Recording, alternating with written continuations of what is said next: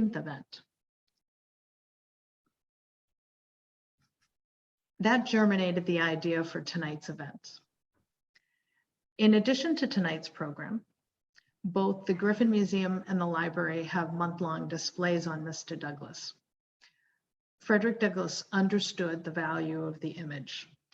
He was the most photographed person of the 19th century and sat for over 160 portraits and photos. I can imagine what he would do in today's technology. Tonight, we will start with Dr. Ellen Knight, Winchester historian and our town archivist. Ellen has researched various topics in Winchester's Black history over the last 10 plus years. And she uncovered the documentation of Frederick Douglass's visit to Winchester. Things are popping up on my screen here.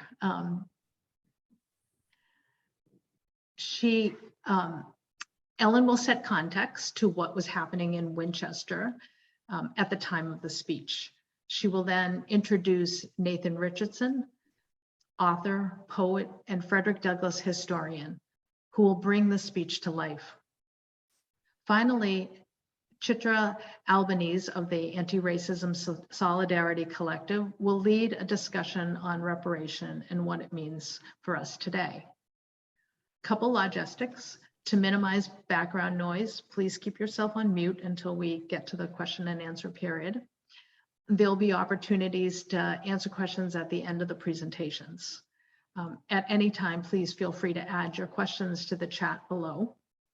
Tonight's program is being recorded and will be available in the next few weeks on our websites.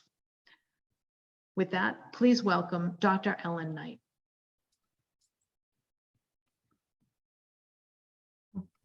Thank you. My task is to set the scene for Frederick Douglass's appearance in Winchester in 1862. This is an event that seems to have gone almost undocumented. He had spoken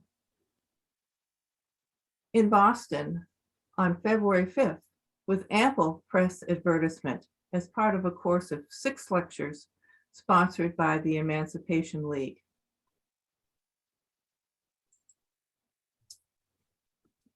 One moment, folks, while I'm trying to straighten out my screen here. Okay. On March 15th, 1862, a single paragraph written by Winchester's Edmund Wadley and published in the Middlesex Journal informed locals that Douglass also gave that speech in Winchester's Lyceum Hall to a large crowd. The issue of abolition had been part of the community's culture for decades prior to this, contemporary during the 1830s and 40s, with the village of South Woburn developing into the town of Winchester. It was discussed in the newspapers of Boston and Woburn, in church, in meetings, and political rallies. If it centered anywhere locally, it was probably at the 1840 South Woburn Congregational Church building, used not only for religious services, but also community meetings.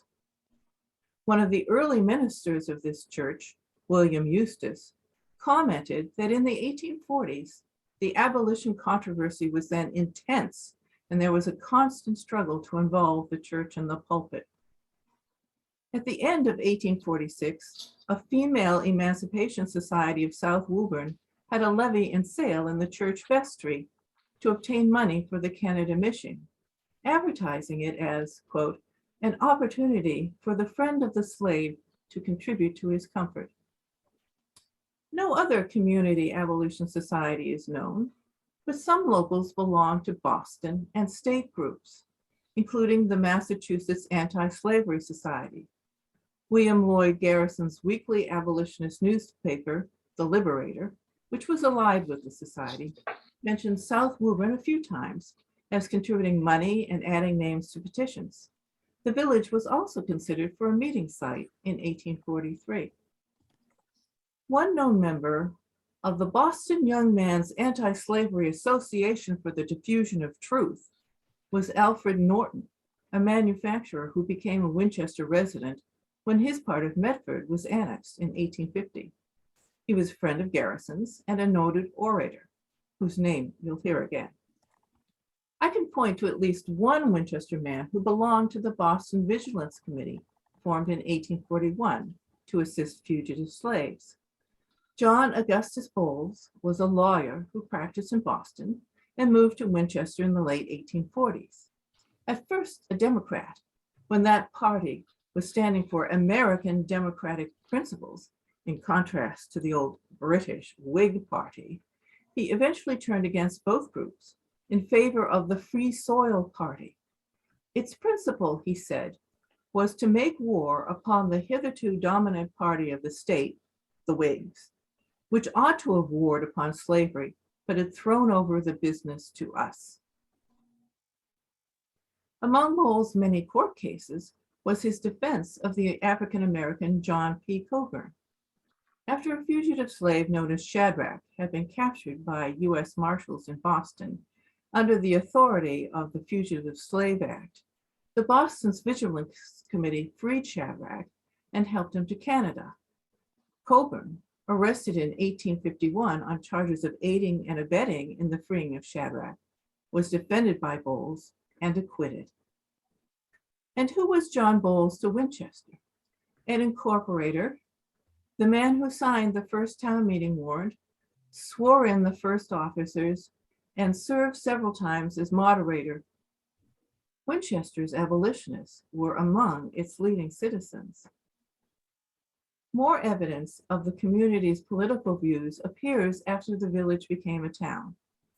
In 1850, Winchester was incorporated, its territory taken principally from Woburn, but also parts of Medford and West Cambridge. Most of the land was still agricultural. Several industries lined the river and brook. In addition, the town was beginning to attract professionals with offices in Boston, who found Winchester very pleasant and affordable community. The population in 1850 totaled 1,353. From 1852 on, political party meetings, along with town meetings, lectures, and other gatherings, were held in Lyceum Hall. Due to remodeling and fire and more remodeling, the Lyceum building turned into this. But let's forget that and return to the building in which Frederick Douglass spoke. It was funded by a group of citizens who realized the municipal budget could not yet stretch to a town hall. So they formed the Lyceum Corporation in 1851, sold shares, and built a building with shops and offices to provide income, and with committee rooms, 2 halls, and a handsome assembly room on the 2nd floor with seating for 450, all conveniently sited at the railroad depot. We know about events at Lyceum Hall because of Edwin Wadley. During the 1850s through 70s, Winchester lacked its own newspaper. But beginning in 1854, Wadley, pen named Excelsior, contributed a column of Winchester news to the Middlesex Journal. Given he was pro-abolition, his columns naturally mentioned anti-slavery petitions, sermons, and lectures, such as that given in 1860 by Wendell Phillips. Excelsior also reported another event which displayed quite vividly Winchester's abolitionist sentiments. Local feelings about John Brown were assuredly mixed, but his execution in 1859 brought forth a display of public mourning. From 11 o'clock to noon, the bells were tolled. In the evening, a public meeting was held in Lyceum Hall, opened with a fervent prayer that the martyrdom of Brown might be sanctified to the cause of truth, justice, and humanity. Alfred Norton made the opening speech, depicting Brown as a model of true heroism. So this may have been the prevailing sentiment, but not the only one. When Winchester artist Edward Brackett went south to visit John Brown in jail to get measurements for a bust he wanted to craft, Southern officials attempted to prevent it. One of them, Brackett revealed, handed me a letter written by a Democratic office holder in my town of Winchester, which read, in effect, Look out for Brackett. He is an abolitionist and a spy. South Woburn had been strongly Whig, but when the Whig Party died out and the Republican Party was founded in 1854, Winchester became predominantly Republican. At that time, being Republican meant being anti-slavery. A news article reporting on a Republican meeting in Winchester in September 1855 published its adopted resolutions, including such sentiments as, "We, the citizens of Winchester, in view of the aggressions of slavery, will use all constitutional means to maintain the rights of freedom, and we will, to the utmost, resist every aggression of the slave power. And we will meet the issue fearlessly, believing that no man can rightfully hold property in man." But Winchester wasn't entirely Republican. The presidential election in 1860 showed that. The majority of Winchester voters voted for Abraham Lincoln, but not all. The Democratic Party had split and had two candidates, one Northern and one Southern. Most Winchester Democratic votes went to Stephen A. Douglass, rather than the stronger pro-slavery John C. Breckinridge. Then there was a new party, the Constitutional Union Party, organized largely by former Southern Whigs who opposed secession. Its candidates were former Tennessee Senator John Bell for president and former Massachusetts Governor Edward Everett for vice president. That Everett was a property owner in Winchester, not far from today's Everett Avenue, might have helped Bell's candidacy locally, but Lincoln was obviously far more popular than Everett. In December 1860, Southern states started seceding, and in April, the war began. Winchester's population had risen to 1,937. In February 1862, the Literary Association held an academic debate over whether power existed under the federal Constitution to abolish slavery in the rebellious states. And the vote decided that Congress had the power, and it was good policy to do it. While that debate was going on, a citizen's petition, similar to those in other New England towns, praying Congress to emancipate the slaves in the rebellious states, was at the post office, located in Lyceum Hall, getting signatures. It reached the clerk's desk of the House of Representatives on March 14, 1862. That was 3 days after Frederick Douglass spoke at Lyceum Hall. He came, Wadley tells us, by invitation of some of our prominent citizens. Well, which prominent citizens? Well, they could have been any of the men I've mentioned or others I haven't.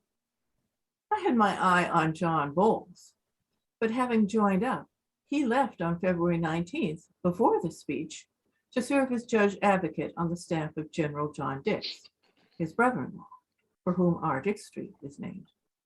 I also considered that Wadley may have chosen that wording to modestly conceal his own involvement. Well, Alfred Norton? Well, he was here since he didn't enlist until a week later. Oh, and incidentally, 6 months after that was on the stand with Everett and Lincoln at Gettysburg. Josiah Stone presided. He was an officer of the Union League and was certainly an esteemed citizen. But as with many other prominent citizens, there is no definitive answer. But what is clear from Wadley's report is that on Tuesday, March 11th, Frederick Douglass was welcomed by hundreds.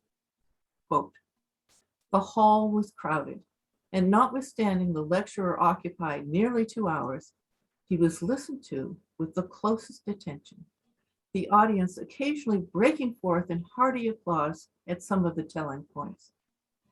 No report of mine could do justice to the able, eloquent, and convincing arguments of the speaker, which cannot fail to have a good effect upon the minds of the hearers." End quote. We do not know who was in the audience. Male, female, Winchesterians, Woburnites, Irish immigrants, farmers, couriers. But one thing seems assured. The population of about 1,950 persons in Winchester was white. The occasional Black person may have come and gone in Winchester before 1865, but they did not settle. An eloquent African American with a commanding presence, a witness to a cause that lay behind the war they were now in, would have made quite an impression. In the months afterward, there were more pro-abolition activities, a petition for a proclamation of emancipation, and jubilant demonstrations when that happened, repeated in February 1865, when the constitutional amendment to prohibit slavery throughout the country was signed. So it's all quite possible that Douglass preached to the choir when he came to Winchester. But his speech was not simply about abolition and the evils of slavery, but also about the future of the former slaves when they would be liberated, an issue which certainly agitated the northern states, pitting humanitarian concerns against questions of the economic impact if freed slaves overran the North and competed for jobs. The very title of Douglass' speech, "The Future of the Black Man in the South," would have piqued interest. But the speech is not my subject tonight. It is now time to turn the screen over to Nathan M. Richardson, a published author with writing credits in anthologies and in magazines and newspapers such as the Channel Marker, the Cupola, Coastal Virginia Magazine, and the Washington Post. Also a performance poet and Frederick Douglass historian. He is now in his 8th year of the Frederick Douglass Speaking Tour, a living history performance in which he captures the physical and spiritual essence of the former slave, writer, orator, and abolitionist Frederick Douglass. This living history series has produced film credits with the National Park Service, Alabama Public Television, and Irish Public Service Television. So, ladies and gentlemen, please welcome Mr. Frederick Douglass. Well, thank you so much for that wonderful introduction, Mrs. Knight. It was just fascinating to listen to the timeline, the narrative of things happening prior to my arrival in Winchester and speaking at Lyceum Hall. I was just putting it all together with my own recollection of, I am now 204 years old. I just celebrated my birthday on February 14th. And through the advent of your technology, I am here with you tonight, just as I was 2 days ago with students in Cartagena, Colombia, in which they sung happy birthday to me. And so I certainly wouldn't be able to do this if not for my daughter, Rosetta, and her daughter, Frederica. They know more about technology than I do, certainly. And so it is with unusual diffidence that I am here speaking to this Winchester audience tonight. I did want to, as your remarks brought some things back to my memory, I did want to address some of those things based on my recollection. Certainly, there were many things that were leading up to the speech, to the Civil War, which was at this point at a fever pitch. As a matter of fact, for me, certainly escaping from the plantation in Baltimore when I was living with Mr. Hugh and Sophia Hall to Annapolis, and then to New York, and then made my way to New Bedford. And so certainly I was in New Bedford around 1841 and met Mr. William Lloyd Garrison. So many things happened during that time frame. The first time I ever spoke was on Nantucket Island. And I can remember being urged to speak by Mr. Garrison, and they had John A. Collins introduce me. I was shaking like a leaf. I had never spoken before, but they insisted they wanted a speech, a part of a narrative from someone who was who had experienced bondage. And so I stood up and spoke, and Mr. John A. Collins introduced me as such. He said, he is from the peculiar institution of slavery with his diploma written on his back. And so I started there, my first speaking across this country. And then short order after that, after they questioned my authenticity, I penned my first narrative, started penning my first narrative. We did 100 conventions tour throughout Massachusetts and all the northern states. This was getting me ready for what would eventually be my visit to Winchester in 1862. And I remember all the people in Massachusetts who helped my family in Lynn and in Marion, and also Winchester. Everyone treated not only myself, but my family. They protected my family. When I had to leave, I had to leave this country after I wrote my first narrative, and I spent 21 months in England and Ireland. And so during that time, my wife, Rosetta, my daughter Rosetta, my wife Anna Mary, and my son were in Lynn by themselves. And it was the people of Massachusetts that protected them, along with the Garrisonians, protected them until I returned. And so all of these things are building up my confidence as a person who can come, and building my reputation as a person that might be welcome in Winchester to speak to you. But these things are building for the Civil War. Of course, when I first met Mr. Garrison in New Bedford, he was trying to convince me that the slavery could be ended through moral suasion. You see, they were non-voters. He told me, in fact, that the Constitution was a flawed document and should be torn up and rewritten. Now, this was before, well, certainly I could read at the time and I could write, but I hadn't given the Constitution much close spectacle until I read it for myself and realized that, in fact, the Constitution is not a flawed document. It is, in fact, an anti-slavery document.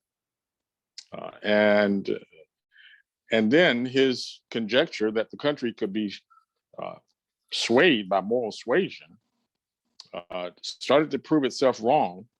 First, with the ruling in 1852 of Judge Tawney, who took away the rights and privileges of a slave who was trying to flee to a free territory, Dred Scott. And then you mentioned yourself, the raid on Harper's Ferry. I had just gone down in 1861 to meet John Brown in Pennsylvania prior to his raid on Harper's Ferry. Now, I didn't go on the raid because he had changed his plans about what the Secret Six had been financing for him to do. But certainly that history is well documented and influenced some of the ones who invited me to, as I see now, invited me to Winchester. The hanging of John Brown was one other thing that convinced me that we might have to come to war. Of course, I had always known that there are three elements to a democracy. That is the soapbox, the ballot box, and the cartridge box. And quickly, it was being proven that as the votes showed there in Winchester, that the ballot box was not as reliable as we thought. And so then it comes between the soapbox and people were exercising their First Amendment to make speeches and such, and the cartridge box, which we started the war. I remember you mentioned one of the citizens there making a eulogy of John Brown. And I remember a great poem. This is one of my favorite poems. Before I get to the speech, I'm not going to give you all the entire speech, as you might have heard. The speech was more than an hour long, and I understand that the modern audience has a short attention span. So I will be brief concerning the speech, but certainly be able to answer all your questions concerning the substance of the speech. But I did want to recite this poem for you from Herman Melville, who wrote an adequate depiction of the hanging of John Brown. It's called The Portent. Hanging from the beam, slowly swaying, such the law. Gaunt the shadow in your green, Shenandoah. The cut is on the crown, lo John Brown, and the stab shall heal no more. Hidden in the cap is the anguish none can draw. So your future veils its face, Shenandoah. But the streaming beard is shown, weird John Brown, meteor of the war. So, with the hanging of John Brown, with his unsuccessful raid on Harper's Ferry, Herman Melville, as many of us, was predicting that we would soon be at war. And his prediction came true not long after that, in April, with the first shots of Fort Sumter. And then, of course, shortly after that, we're making a decision on whether to add Union soldiers to the fight. And General Butler wrote his edict establishing the contraband of captives, human captives, fleeing their masters, and he taking possession of them as contraband of the war. Well, his conjecture was he was not freeing the slaves; he was protecting property, and so he was capturing a contraband from the war, much as that he might capture cattle or guns or weapons or ammunition, and capturing slaves as well, and taking them and giving them, harboring them at Fortress Monroe in Hampton, Virginia. And so these are all the things that are going through my mind as I'm now contemplating the fact that we might have a war that would decide the fate of this country, and particularly the plight of the colored man, the Negro, and whether we should stand up and fight for this country, and once we win or save the Union, what would be our fate? What would be the colored man's fate? Not just in the South, but also in the North, that you might hear as I proceed in the comments of my speech. And so I arrive in Winchester, and certainly to the welcome of many people there, the placards and the newspapers were told that I would be speaking. And I can remember, as normal, the newspapers were there to document the event as well. And I'm really bringing a collection of thoughts from new thoughts and recollections from other speeches that I'm making as I'm touring the country, and not just trying to persuade the citizens, but also trying to persuade Abraham Lincoln and his cabinet that the Black man is certainly going to play a pivotal role in the saving this Union. You know, this country was but an infant compared to countries that lived 1,000 years or more. And so it's certainly the fact that we would need the help of all its citizens, Black and white, to make sure that this infant nation would survive the test of time. And so here I am talking, introducing myself to the audience. And as usual, I'm being quite humble to say to the audience that I am not that grand of a speaker. I am only saying what 1,000 other colored Maryland boys could tell with equal skill and effect. They all have experienced, and some more so than what I have experienced. But ladies and gentlemen,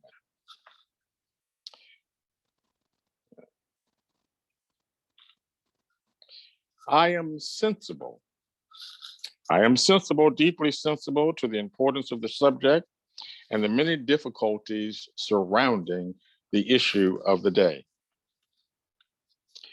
I am a citizen. And before I begin this speech, I want to let you know, I want to say some things to you that would clarify my position. Number one, I am a citizen in birth, in sentiment, in ideas, in hopes, in aspirations, and responsibilities. But I am not only a citizen by birth and lineage. I am a citizen by choice.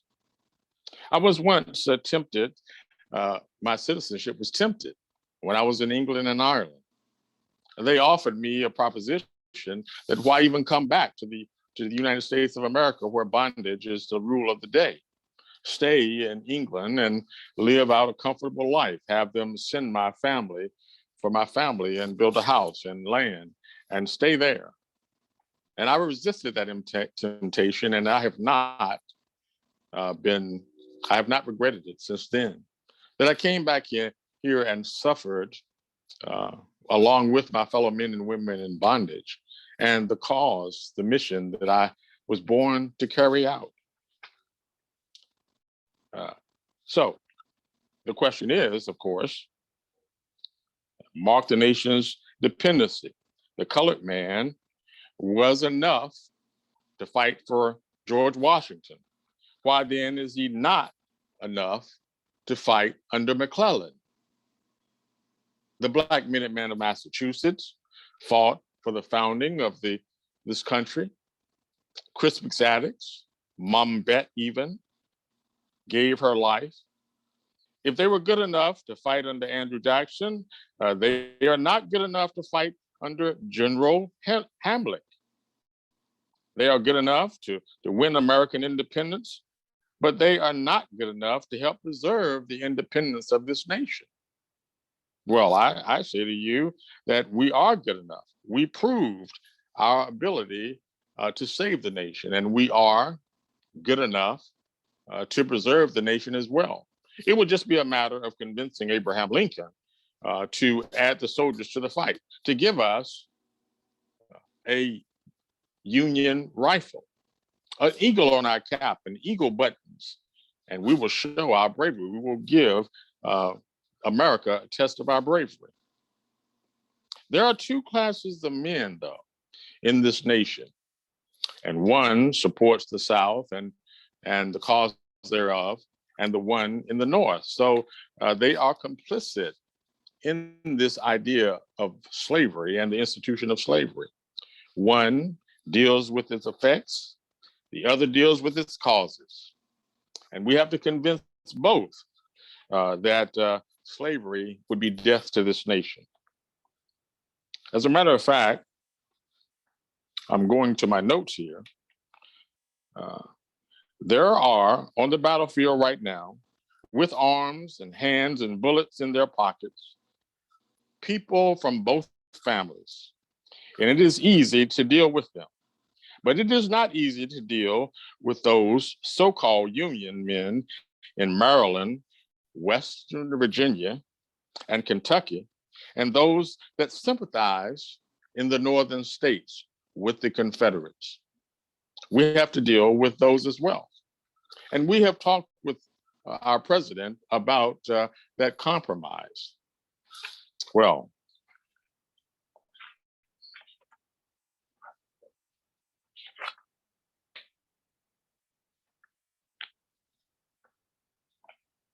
so your question is, what should we do with the Negro? What should we do with the slave? My answer is to do nothing with the slave, to let us alone, to do nothing with us in particular. We have survived slavery. We have been whipped without sympathy. We have bled without mercy. We have lived without hope. We have done all of that on our own. And so to free us would be to do nothing more than to leave us alone. If we survive that on our own, we can survive without the master on our own. Take any race, if you please.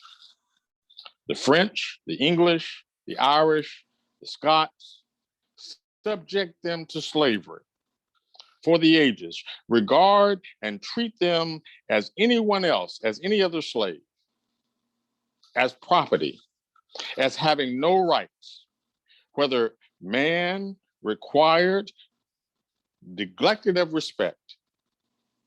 And as a matter of fact, put them in hot irons, sold in the market, kept in ignorance. Treat them as this, and you will have the same thing that you have as a slave. I found this out earlier in my life as I was reading about a sailor, a white sailor, sailing the Pacific. And then he sold all around the peninsula of Africa and became shipwrecked and spent months in bondage. When he came out of that bondage, when he was finally rescued, he could speak no more than gibberish. He had lost his humanity. And this is what slavery does, not only to the Black man, but to the white man or any race of men as well. And so this institution is barbaric and unhuman and deserves not to be representative of a nation, of a democracy that we live in.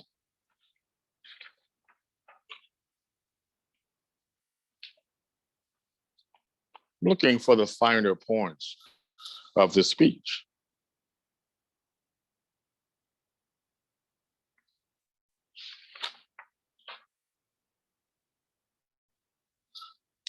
Many of you say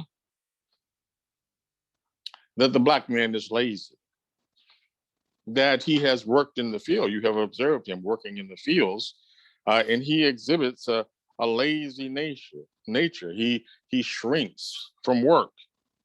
Well, the great Thackeray said that all men are about as lazy as they can afford to be. And the Black man is not immune to this rule. Give any man the opportunity to enjoy some luxury rather than work, and he will do so. The Black man loves liberty and pursuit of happiness just as much as any white man. And so that would make us equal. Again, it is to affirm that the Negro emancipated could not take care of himself. My answer is that let him have the chance to take care of himself. For 200 years, he has not only taken care of himself, he's taken care of his master too. He is taking care of the master, the men taking care of the fields, the women birthing children, feeding him, preparing meals, wiping his brow when anyone in the family is sick. And so if we have taken care of ourselves and the master, we can certainly free us and we can take care of ourselves.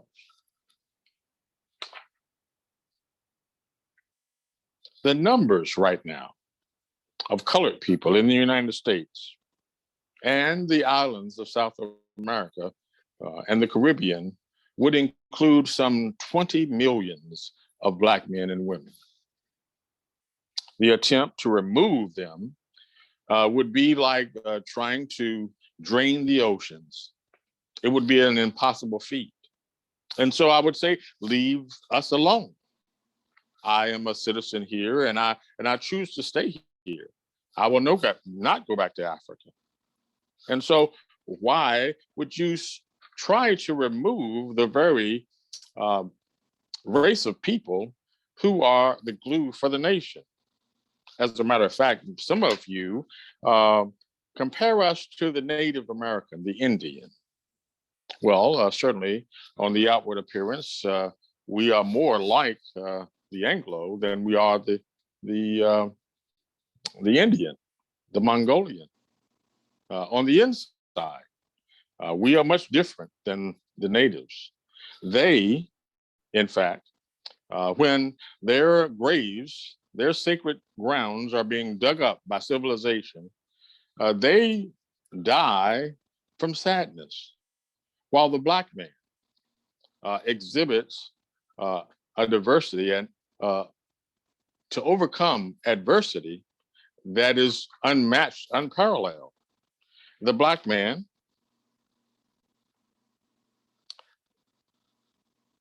and I'm trying to find my place here in the speech. Well, this is what you can do with us. You can work the Black man. You can whip him. You can sell him, torture him. You can take his life. You can leave the whole hut vacant. Americans, the Black man as an American still survives. He has survived over the last 200 years. And so what would we gain from taking the Black man away from the South? You would have fields that could not be cultivated. The Anglo, the farmer, could not feed himself. Only the Black man is capable of standing in the blazing sun and tilling the ground, helping the master through droughts and floods. And so why would you cut off your right hand to serve your left? There was really no way that the Black man, who has become an institution, a wrongful institution, but give him the opportunity to work, and he is a worker, to prove himself worthy. He can take care of his own self. He can work, and he can take care of his own money. He can count his own money. And so I would say, as I stated before, leave the Black man to himself. Just get out of the way. As a matter of fact, many say that, and I have said before, if an apple falls from a tree, it would be ridiculous to tie the apple back to the tree. It would still rot. What we are asking is that you not take the apple from the tree before it has become green. This is what the brutal institution of slavery does for us. It robs promising men, self-made men, of their future that would improve this great nation and help us reach a more perfect union. So with that, we will continue this fight. I will continue to advocate to our great president, Abraham Lincoln, that we should be allowing the Black man to fight in the Civil War to save the Union. My two sons, Charles and Lewis, stand ready for the cause. As soon as a matter of fact, I'm digressing here, but as soon as Abraham Lincoln passed the Emancipation Proclamation and soldiers were able to fight, then my two sons, and Charles and Lewis, immediately joined the 54th Regiment. My son, Frederick Jr., went down to the Mississippi Valley. He started recruiting soldiers. We recruited 900 soldiers for the 29th Infantry Division in New Jersey and Connecticut. And we continue to fight after this speech to contribute to the saving of this union. And of course, our great president, Abraham Lincoln, who certainly was prudent. It's a good thing that Winchester voted, as I saw in the poll, 52% to elect our great president, Abraham Lincoln, not the lesser Douglas with one S, Stephen A., but Abraham Lincoln, who was assailed by abolitionists. He was assailed by slaveholders. He was assailed for not making the war an abolition war. And he was bitterly assailed for making the war an abolition war. But he calmly and bravely heard the voices of fear and doubt all around him. And he had an oath in heaven, and there was not fire on earth to make this honest boatman violate that sacred oath. And so on the first day of January, 1863, he signed the Emancipation Proclamation. And as I had said in the speech, those border states in the North, including Massachusetts and Virginia and West Virginia, the 48 counties of West Virginia, you will read in the Emancipation Proclamation that he gave them 100 days, hopefully that the war would end, that he would let them keep those slaves until they were free.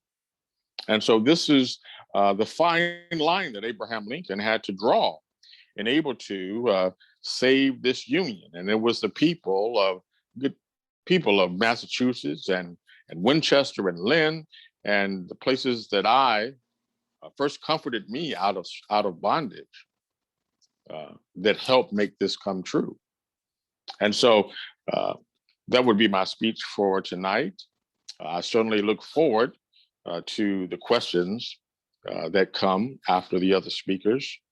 I would certainly be happy to entertain anything from my recollection that I might. I am yours truly, Frederick Douglass. Thank you.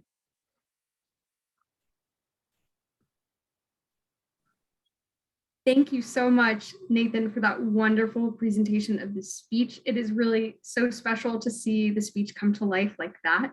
We really appreciate it. One part that really stood out to us when we were first reading over this speech was the following quote. Again, it is affirmed that the Negro emancipated could not take care of himself.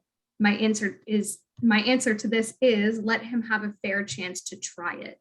And Frederick Douglass called for the US to provide Black people in this country with a fair chance. However, in the almost 160 years since emancipation, many marginalized populations, especially Black Americans, have not had the same opportunities for success.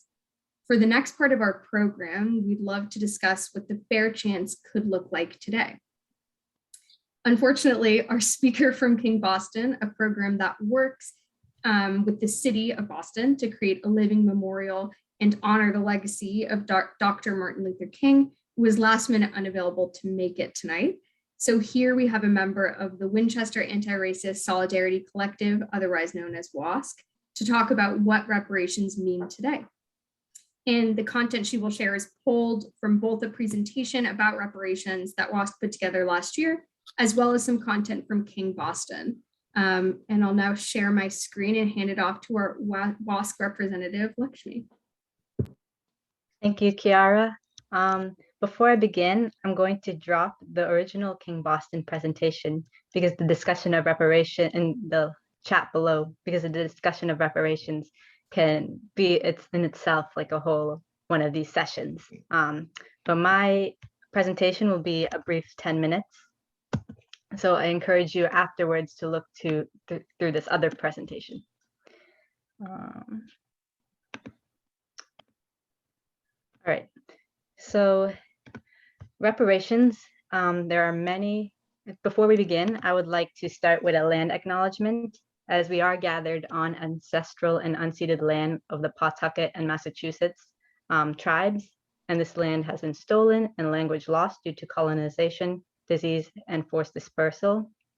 And so as we can't gather in person, I'd like to invite you to consider the legacy of colonization embedded with the technologies, structures, and ways of thinking we use every day. We are using equipment and high-speed internet, not available in many Indigenous communities. So I invite you to join me in also acknowledging all this as well as our shared responsibility. I think it goes hand in hand with reparations. So to make good of this time and for each of us to consider our roles in reconciliation, decolonization, and allyship.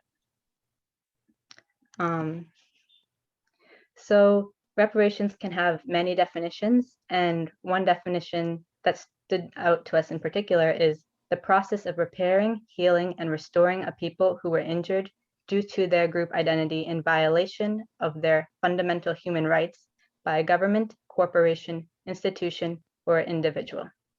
I'll repeat that again. The process of repairing, healing, and restoring of a people who were injured due to their group identity in violation of their fundamental human rights by a government, corporation, institution, or individual. What reparations is not is just apologies without any accountability or action steps taken. It has to be change within the system that is causing harm. Reparations is about redistributing funds and target resources to support and revitalize communities that have suffered from oppression on a systemic level. And these funds could go towards things like affordable housing, education, and other ways of providing equal opportunity. So when you come into these conversations of reparations, there might be a lot of disagreement, and some of the myths that might occur or the counter arguments that possessed are listed below, and then we have arguments for those. So reparations isn't, so one thing you might hear is that reparations isn't applicable to Winchester because slavery didn't happen here. It's actually proven that slavery was a thing of the North. Even though it didn't last as long, Winchester has a deep history of systemically excluding people of color from accessing the wealth of resources that Winchester has. And as a wealthy majority white town, Winchester has benefited from white supremacy culture. If we're going to be truly anti-racist, reparations is the actionable step that we must take. Another argument might be, I don't need to take part in reparations. I didn't own a slave. My family didn't own slaves. Reparations isn't about owning slaves. It is about being a person who has benefited from white supremacy and the oppression of Black Americans. The benefits of this compound over generations.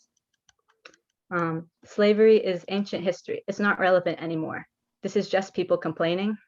We talk about slavery with respect to reparations because slavery was the beginning of the anti-Black racism in the United States, but it has taken different forms over time. It has literally evolved to uphold white supremacy for generations, from slavery to Jim Crow laws, mass incarceration, and reparations is about responding to effects of that evolution. And lastly, if people say, if people just worked harder, they would succeed like I did. I've worked hard to get where I am. I couldn't be paying just because others didn't. I shouldn't be paying because others didn't. This statement suggests that we live in a meritocracy, that everybody is on equal footing, or a society where people are rewarded for their actions. But we know this isn't the case. Some people are rewarded for their actions, but most of the time, someone's success is tied to the resources and the opportunities available to them. Being able to afford college, growing up in a safe community like Winchester, not being a victim of over-policing, saying that a white person is more deserving of wealth because they were born with access to opportunity that many Black Americans do not have access to is racist. So reparations can come in many different forms. Economic reparations is one of the biggest forms we see, and it's a focus on material compensation, financial relief as compensation for lost economic opportunities. This kind of material forms can look like cash payments, land, economic development, housing assistance, and educational or business grants. There are some historical examples of economic reparations in the past. Say for 1.5 billion was paid in 1988 to those to Japanese American who were interned during World War II. And then at the same time, another time via the Marshall Plan, US government ensured that Jews received reparations for the Holocaust, including making various investments over time. In 1952, West Germany agreed to pay 3.45 billion to Holocaust survivors. So these are examples of how the government gets involved and helps to pay reparations. And why is this important? Economic reparations are important because there is this intergenerational wealth gap. White families have 10 times more wealth than Black families. And wealth is just not like how much money people are making. It can be the property they own through intergenerational from previous families. Total cost of slavery and discrimination to African-American descendants could be nearly 19 trillion in 2018. So some additional forms of reparations could be symbolic, cultural, and political. And in terms of Black people of African descent, this could include African-centered education, development of historical monuments and museums, funds for scholarship and community trust funds, community wellness initiatives, ending racially biased public policies that maintain dual systems in punishment, health, education, and the financial economic systems. So one example of reparations today would be, I think the slide is for, one example of reparations today would be the HR 40 legislation. And this is not yet like how reparations are going to be put in place, but it is a study to see if reparations are worthwhile. And so although it is an initial step, it shows that there's still a long way to go to have government involved in a plan for reparations and what that can look like in the future. So lastly, would like to end with some next steps. That link I dropped in the chat is a great place to start about reading more in depth about reparations and how we can go about them. And then some other opportunities for learning is the Case for Reparations, the Piggyback podcast by Eric Alexander. And then one more link I will drop in the chat. I feel like you could make a case for reparations, like in economics and all the other ways. Thank you. That's Thank you, Lakshmi.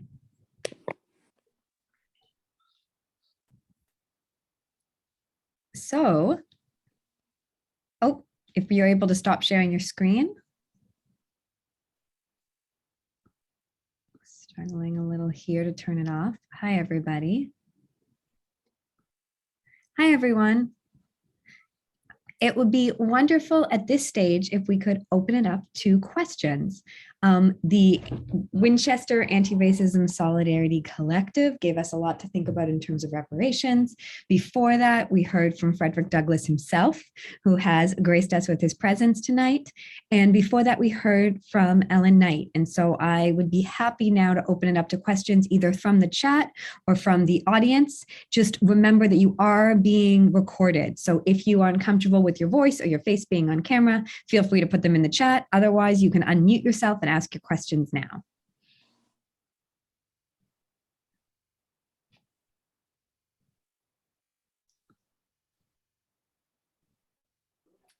Leora? Sure. Hi. Hi. On my screen, the record button is not red. I wonder if you can double check the recording.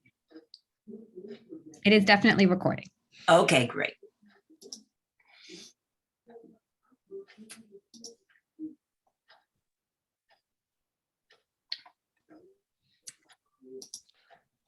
Well, if I could interject while someone is making up their mind to ask a question, some of the things that I heard during the account of reparations in the modern era were quite startling. Number one, that what we tried to achieve after the Civil War with Reconstruction, well, we certainly were aware that Reconstruction fell apart.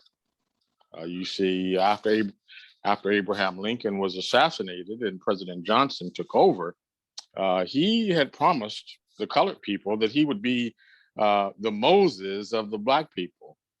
I thought differently. I thought he might be the Pharaoh, and I called him to his face the Pharaoh of the Black people, because certainly Reconstruction started to fall apart. This was the same thing as the young woman described as far as reparations, economic, political, reconstruction of the country. The first thing that I had to do, and as I decided how would I change my tactics as far as now that we had abolished slavery, would be to make sure that the romantic narrative that the South would rise again should not prevail. And that would be the same thing I would say in the modern era, considering that you have not achieved these reparations, that this notion that the South had a just cause, and that they would forget the suffering of whole millions of people. I referred to those people who would write this other narrative as the apostles of forgetfulness. The apostles of forgetfulness. And so, like the young lady said, it is not just an apology, but actions to go with that apology to have people understand that they are benefiting from an institution that helped build this nation.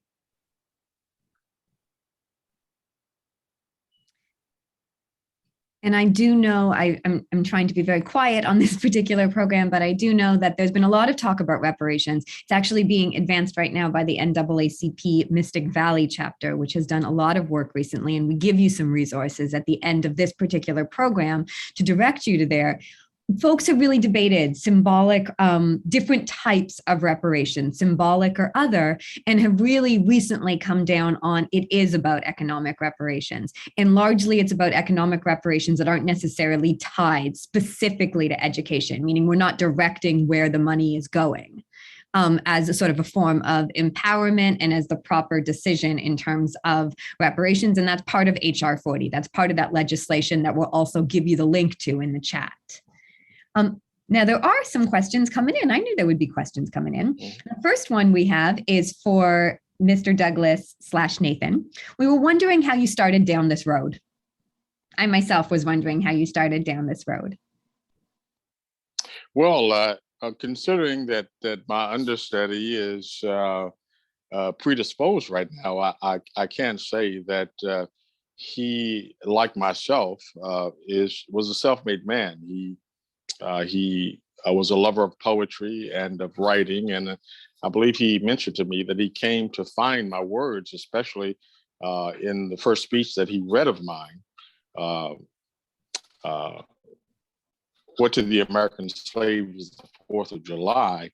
He said he heard my poetic voice and the imagery in my words, and so he became a study of yours truly. And so he's certainly a committed person who understands that that, as the great Mark Twain said, that don't let your schooling get in the way of your education. He's the man, although he might not have learned about Frederick Douglass in school, he went to the books and started studying my narratives, narrative of the life of Frederick Douglass, my bondage and my freedom and life and times, and he's become quite proficient at bringing me back to the modern era. Thank you. The next question that we have seems like it's probably for Ellen. I've looked at bookends as well as up and down Main Street to see to see what has replaced Lyceum Hall. Someone said 609 Main Street stands in its place. Does anybody know? Well, the Lyceum Hall had a fire in 1950, and the upper floors are gone. The lower part, well, the foundation, the lower level is still there, but it's so heavily remodeled, you don't really, it's difficult to recognize it. It's where Nelson's Bakery was for a long time. It's across Mount Vernon Street from Bookends. I think it's a real estate agency now, and I'm blanking on the name of it, but you're right, it's across the street from Bookends. At least, there's another question. At least 9 families in Stoneham during the colonial period owned slaves, usually 1 or 2. These enslaved persons enabled their owners to build wealth in several ways, to farm more land, produce more goods, and manage the households. This was true throughout Middlesex country. Does anyone want to reflect on that? Well, it was certainly part of my reckoning in making my speech. You saw in the beginning of the speech, I'm making a reference to the fact that the slaves in the North not only contributed to the country in building this country, that, of course, you understand that there is no such thing as a slave. Slavery is not an identity. And the first Africans who came here were not slaves. They were put into the institution of slavery, into bondage. But out of that bondage, we have the example of Lord Dunmore in England, who wrote the first Emancipation Proclamation, freeing those slaves that he had to help him fight to take the country away from Great Britain. From those rebels here in America. And so then in turn, the rebels had to respond by freeing their slaves. Hence, we have the Minutemen of Massachusetts. So in every case throughout the history, the Black man has served the country and fought at his own peril without knowing if this fight would win his freedom. And so it's a peculiar situation to be in, to be on the battlefield, whether it be in the Revolutionary War or the Civil War, and fighting for a cause that does not guarantee your freedom. So I think coming off of that, and I'm going to add to the last question in the chat, we think about trajectories, and we think about the trajectory of from slavery to today. And in thinking about everything Frederick Douglass went through, when we look at all you went through, how in the world can we have a positive outlook today? Or should it be more than obvious that we should have a positive outlook if we think of the last 2 years of our lives specifically, and especially since May, June 2020? Well, I would have you know that what kept me hopeful throughout the years was certainly, first of all, my education. Before I could read or write, before I had the help of Mrs. All in Baltimore to learn a few ABCs, before I purchased my first copy of the Columbian Orator to learn speeches and poems, I had no words to describe my misery as a slave. I had suffering, anguish swirling around in my head, just as many other millions of slaves did, but I had no way of pronouncing those emotions. And so what the master said and what he knew and what I said in this speech, an educated slave is a worthless slave. And they wanted to keep you ignorant because they knew as the moment that you had the ability to articulate your suffering, that you would want to find freedom. And so those words were hope to me, so much so that I became unruly. They sent me back from Baltimore to Talbot County. They put me under the servitude of a notorious slave breaker, Mr. Edward Covey, who tried to break me. For 6 months, he gave me the lash every single day. And from that point, I was almost ready to commit suicide. And at that point, I was sitting only a few blades from his house to the Chesapeake Bay, and I saw the ship sailing up the Chesapeake Bay, and it was the white billowing sails of those ships that reminded me of the promise of freedom in the North. Even in situations where, even after I became free, that I would try to make a speech and people would throw rotten eggs and bricks and I was assaulted on streets, I still remain hopeful because as I began to try to teach my fellow men and women who were now free how to read and write, I knew there was a promise that they could live up to their abilities. And so that's what's kept me hopeful all of these years. Certainly, if you, like me, have sent your children to school, we are all trying to make sure that we are building strong children so we don't have to repair broken men. That we are teaching them not what to think, but how to think. And if we do that, then we can ensure that our children will go on to secure us a future. In the speech and in other speeches, I was saying this thing about these pious men and their claim of patriotism. Well, the great Sidney Smith said, and I said this in my 4th of July speech, men seldom eulogize the fame and fortune of their forefathers without avoiding some folly or wickedness of their own. Our forefathers have done their work. They did their work at the founding of the nation. We must do our own work. We cannot afford to try to live off of our father's gains. We have a responsibility to our children to make this a more perfect union. And as a matter of fact, to make this document, this Constitution, which is not a dead letter, it is a living idea, to add to the Constitution. And this is what we did. Talk about reparations. We fought for our reparations. We added the 13th, 14th, and 16th Amendments. Yes. The right for citizenship, the right for equal protection under the law, and the vote. And so this is what we should be doing, is being civically minded people to remain civically engaged to help this country prosper. So, Mr. Douglas, there's an interesting conversation going on in the chat. One that I want to Yes. point out to folks about Medford and how Medford itself was the port where molasses came in, transformed into rum, and this was also used in the slave trade. And we do have the Royal House in Medford, which also had a slave quarters, which is still standing and you can still visit it. I just wanted to sort of point that out to folks in terms of the East and some of our connection to the institution of slavery. And there is a question for you, especially now there's a large conversation going on about the institution of modern day slavery and what has happened with the criminal justice system. And someone asked you, what does Mr. Douglas think of incarceration and Black people being treated much more harshly in our criminal justice system? How are we supposed to repair what many see as the school to prison pipeline or the continuation of this institution just under a different form?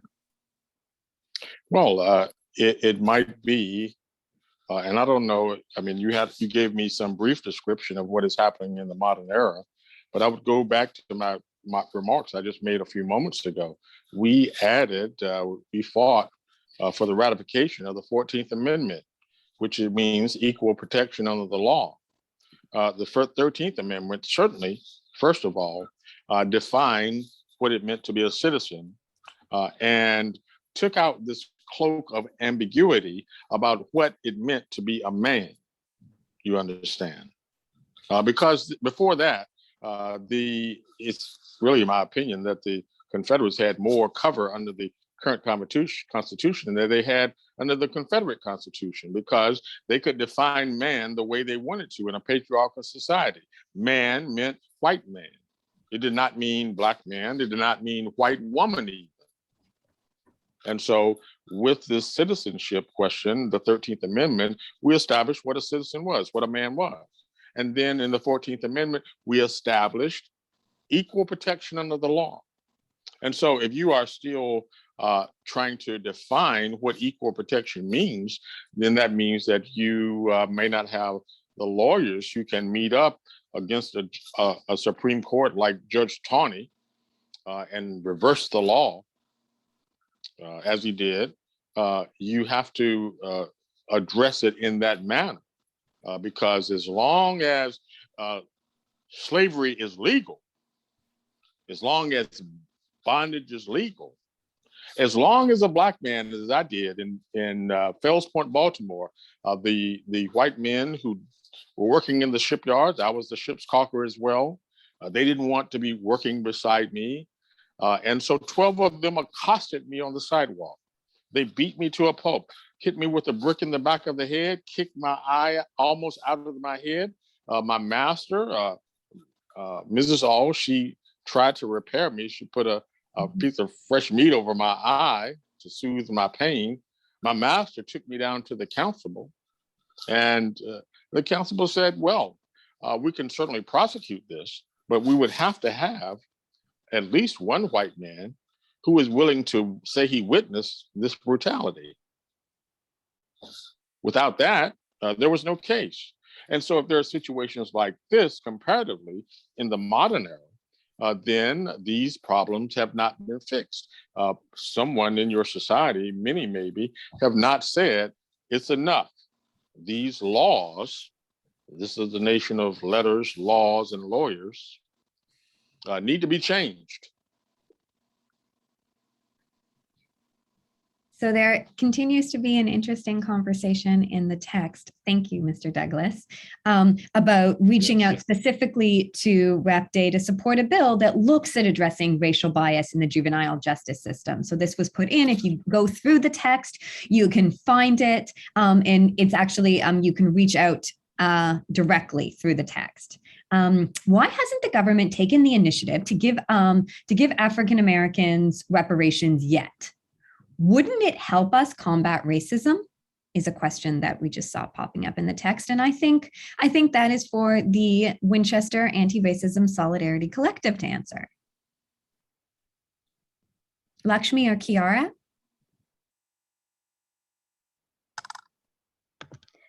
Sorry, I was finding that unmute button. So for the question, why hasn't the government taken the initiative to give African Americans reparations yet? Wouldn't it also help combat racism? I That is a great question. I think it's just we need to be louder and stronger voices. There's other people, like all of us are agreeing that this topic is important, about reparations and about racism, but we live in a society that's so polarized, and some people don't believe that these things are there. And I think what comes down to help, like having more voices call for action for the government, educating people when they're young so that these things are already, these ideas about reparations, about racism are already understood from a young age. And that way we can, because we as a society affect what the government does, right? So if we have that call to action and put pressure on for structural changes, that's how they will come. So HR 40, which is the bill that directly addresses reparations, which was passed on. I know it wasn't just passed for further study. There was a movement of the bill into committee in, I believe, April 2021. It's actually been introduced since 1989, repeatedly in the federal government. So this is the first time that there has been any significant movement on it. And I'm going to put the bill, and so you're all able to track it if you are interested, into the chat here. And I'll put the link to that as well.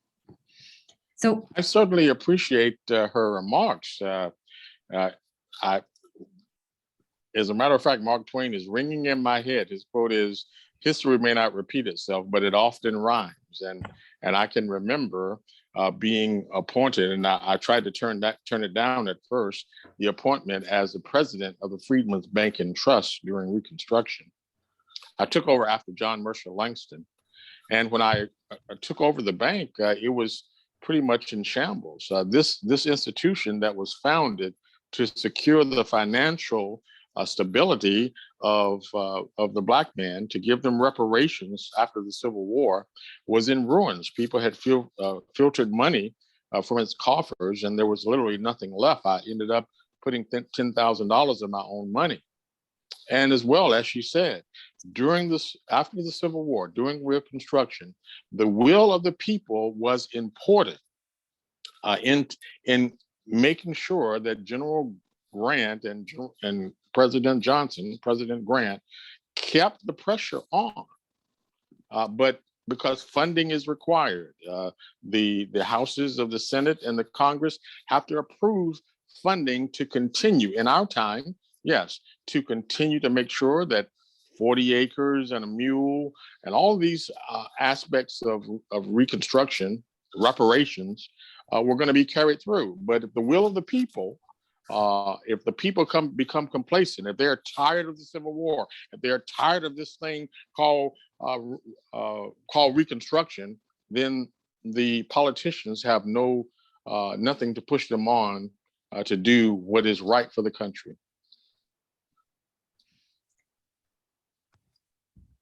thank you, Nathan. I'm not seeing any more questions in the chat. Thank you, Winchester Anti-Racism Solidarity Collective members. Thank you, Winchester Historical Society. Thank you, Ellen Knight. Thank you all for joining us. I will ask that if you did enjoy the program tonight, there are 2 ways to donate to our fantastic organizations who have worked together and across this community really to put this program on. And I've put those links in the chat as well. I want to give a special thank you again to Nathan Richardson for joining us tonight and being with us in his very busy schedule during this month. And thank you so much, everyone, for joining. This was a fantastic program, and the recording will be available in the next days to a week to be sent out to all of you.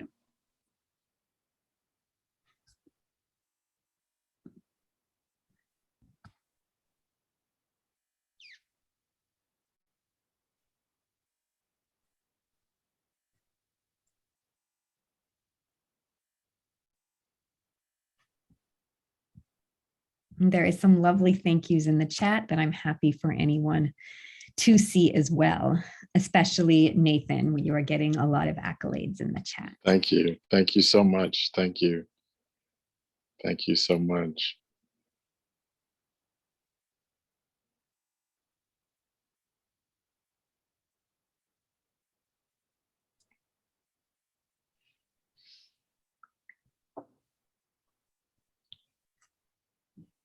Oh, we had the Woober Night attending. Just seeing Oh, popping up. Yeah, uh-huh. that's our next door neighbor, but still. Okay. All right.